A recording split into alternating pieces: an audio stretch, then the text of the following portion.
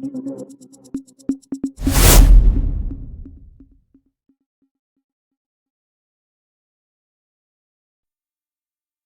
குரல் செய்திகள்.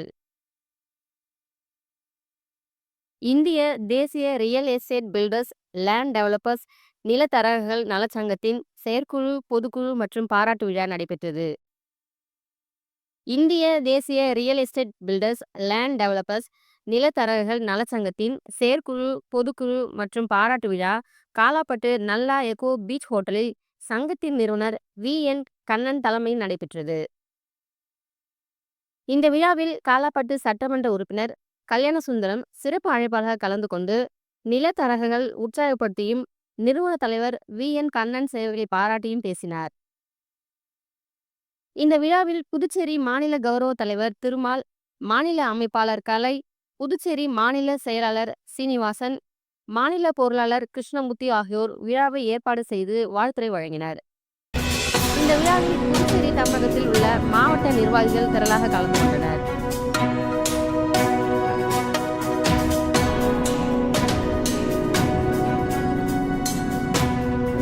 அதெல்லாம் எண்ணத்தோட டிப் பண்ணி போடாதீங்க. நீங்க ஒரு கட்சியில் இருக்கீங்க, ஒரு கட்சி ஆட்சி ஆளுமானா ஆளக்கூடிய கட்சி வெல்ல போகின்றது. இதெல்லாம் மனசுல வச்சு பார்த்துக்கங்க. அதாவது சுயநலம் இல்லாம இந்த ஓட்டை போடுவதற்கு உண்டான முயற்சிகளை எடுத்து 2026 யார் வரப்போறாங்க, உங்க மனசுக்கு என்ன தோணுதோ அதை மட்டும் ஓட்டு போடுங்க. கொஞ்சம் எல்லோரும் ஒரு நிமிடம் அமைதியா இருங்க. எல்லாரும் பேசினா ரொம்ப போர் அடிச்சிடும். சிறப்பு மிகு ஆற்றலை படைத்துக் கொண்டிருக்கின்ற இந்த சங்கத்தினுடைய தலைவர் புதுவைக்கு வருகை தந்து அது என்னுடைய தொகுதியிலே இந்த கூட்டம் நடத்தி கொண்டிருக்கின்ற தலைவர் டாக்டர் V கண்ணன் அவர்களே,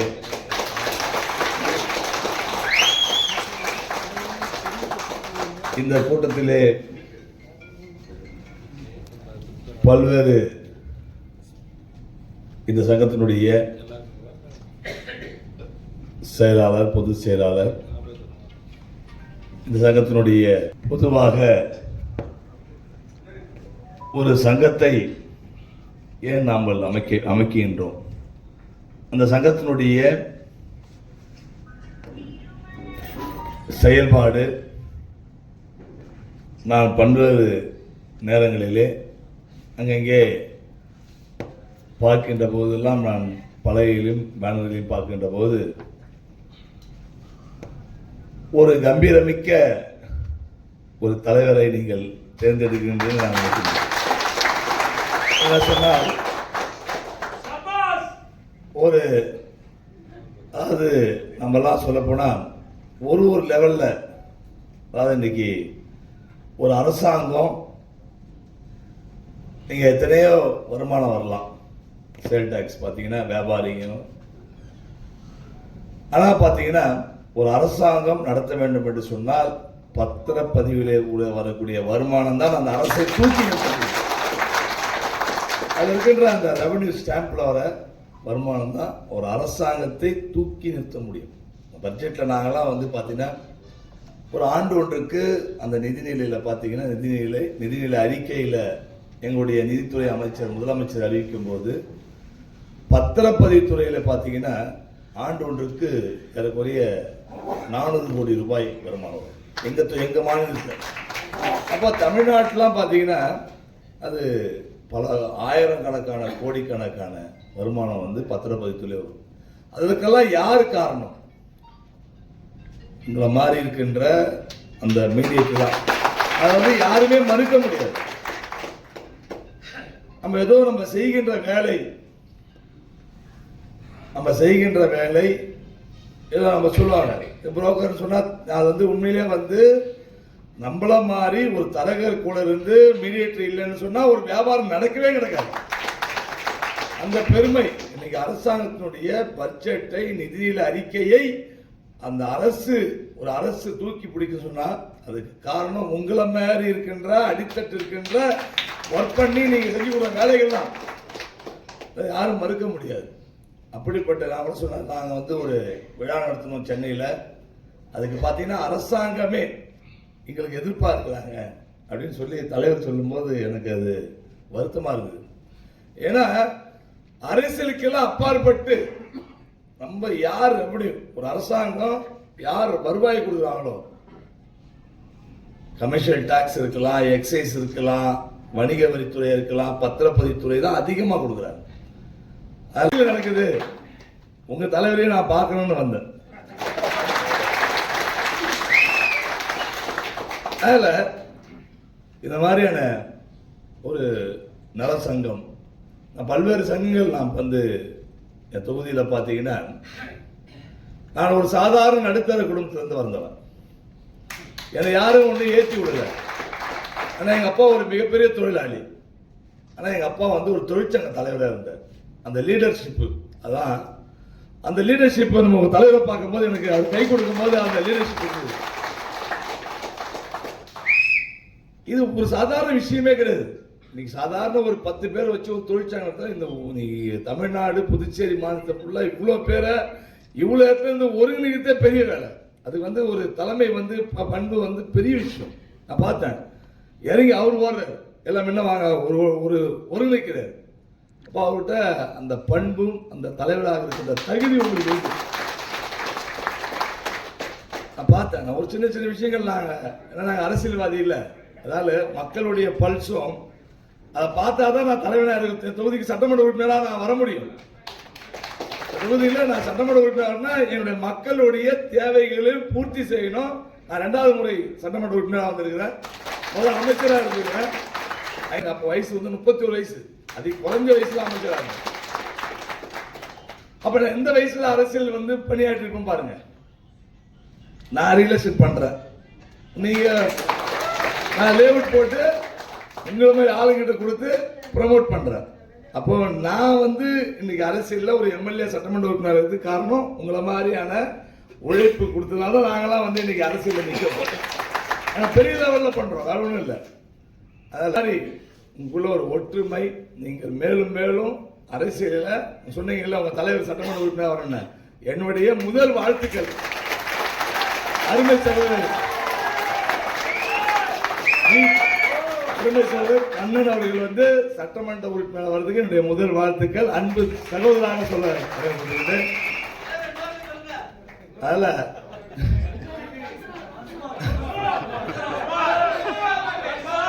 சரி, இன்னும் அதிகபட்சமா சொல்றேன், உங்களுக்கு யார் உங்க தலைவர் சட்டமன்ற தொகுதியில் சீட்டு கொடுத்தாலும் அவங்க கட்சிக்கு வேலை செய்யணும்.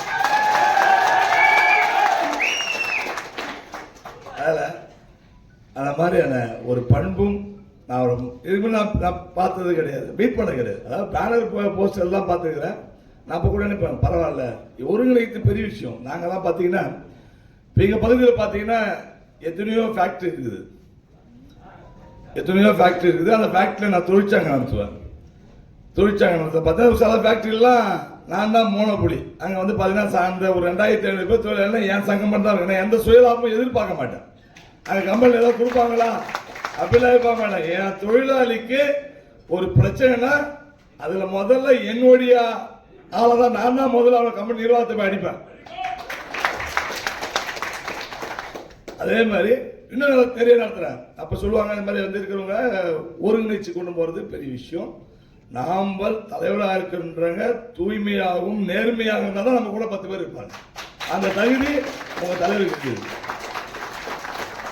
அதனால அது மாதிரி பார்த்தா புதுச்சேரி மாநிலத்தில் இங்க இருக்கின்ற புதுச்சேரி சேர்ந்தவங்க எல்லாம் தெரியும், சட்டமன்றத்தில் எனக்கு என்ன, அதாவது இது உண்மை, இது தெரிஞ்சுன்னா அதை ஓங்கி குரல் கொடுப்பேன். அது யாருக்கும் பயப்பட மாட்டேன். அது முதலமைச்சர் ஏற்ற மாதிரி இருந்தாலும் சரி, சட்டமன்றத்தில் நான் ஆளுங்கட்சி, நான் ஒரு முதலமைச்சருடைய கூட்டணியில் இருக்கிறேன், நான் பாரதிய ஜனதா கட்சியில் இருக்கிறேன், என்ஆர் காங்கிரஸ் கூட்டணி, 2 பேரும் ஒன்னா சேர்ந்தா இந்த அரசாங்கத்தை நாங்கள் உருவாக்கி இருக்கிறோம்.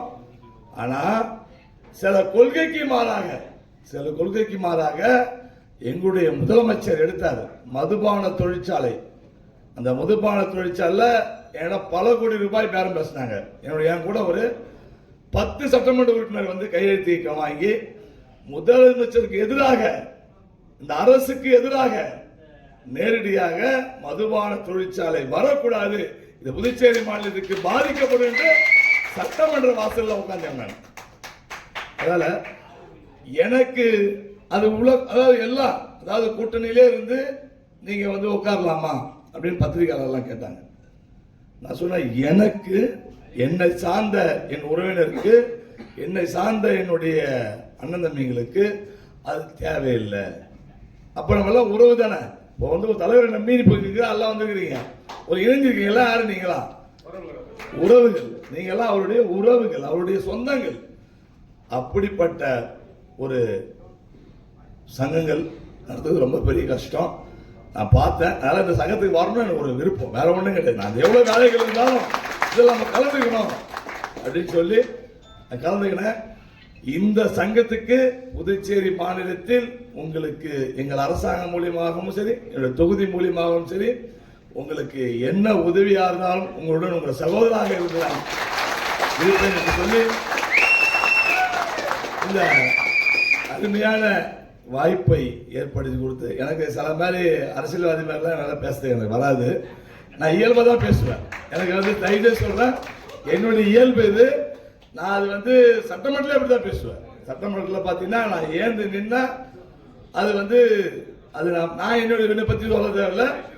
எதுவாக இருந்தாலும் சரி, இது தப்புன்னா தப்பு தான், இது ரைட்டுன்னா ரைட்டு தான், அதுக்காக நான் குரல் கொடுப்பேன். அதனால இப்படிப்பட்ட ஒரு அருமையான தலைவர், நீங்க எல்லாம் ஒன்றாக சேர்ந்து உங்களுடைய எண்ணங்கள், உங்களுடைய ஆசைகள், அவரை சட்டமன்ற உறுப்பினராக ஆக்கணும்னு ஆசைப்படுறீங்க. எந்த கட்சியாக இருந்தாலும் சரி, உங்களுக்கு யார் சீட்டு விடுவாங்களோ அவங்களுக்கு வேலை செய்யுங்க. நான் எந்த கட்சியும் சொல்ல வரல, அவருக்கு யார் சீட்டு விடுவாங்களோ. ஏன்னா நீங்கள் உங்களுடைய பிரச்சனைகளை பேச வேண்டும் என்று சொன்னால் சட்டமன்றமோ பாராளுமன்றத்தில் ஒரு ஆள் குரல் கொடுத்தா கூட அது வந்து அதனுடைய நான் வந்து இந்த அரசியலுக்கு வந்தது காரணம், என் கிராமத்தில் நான் ஒரு நல்ல நிலைக்கு, ஒரு நடுத்தர குடும்பத்திலிருந்து ஒரு நல்ல நிலைக்கு வந்தேன். அதுக்கப்புறம் என் கிராமத்தில் அடிப்படை வசதிகள் இல்லை, நல்ல ஸ்கூல் இல்லை, நல்ல காலேஜ் இல்லை. அந்த ஊரில் பார்த்தீங்கன்னா மனித கழிவுகள், அதாவது பாண்டிச்சேரியில் இருக்கிற எல்லா குப்பைகளும் என்னுடைய கருடி குப்பம் என் கிராமத்தில் தான் கொட்டினாங்க. அதுக்கப்புறம் மனித கழிவுகள், பாதாள சாக்கடை எல்லா கிராமத்திலும் வந்து எங்க கிராமத்தை தான் கொட்டினாங்க. நான் 2011 சட்டமன்ற உறுப்பினர் ஆன உடனே முதல்ல எங்க குப்பை கொட்டணும்னு சொன்னீங்க இடம் அக்யூஷன் பண்ணீங்களோ அந்த இடத்துல குப்பையை கொட்டணும் தகராறு பண்ண முதலமைச்சர் கிட்ட அதை மாற்றிருக்கிறேன்.